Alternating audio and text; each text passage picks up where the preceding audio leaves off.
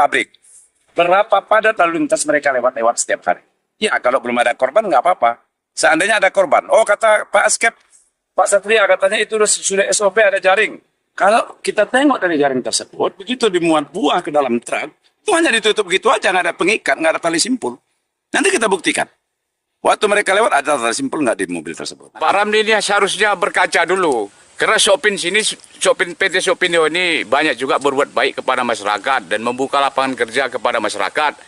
Dan kita minta tolong kepada perusahaan ini, mereka bisa membantu. Mengingatkan Saudara Ramli, jangan memburu-burukan PT Sopindo, jangan ngomong-ngomong di warung apa kesalahan PT Sopindo ini. Jadi PT Sopindo ini banyak sudah berbuat baik kepada orang masyarakat. Jangan sisi kejelekan saja dibuka, sisi kebaikannya juga dibuka.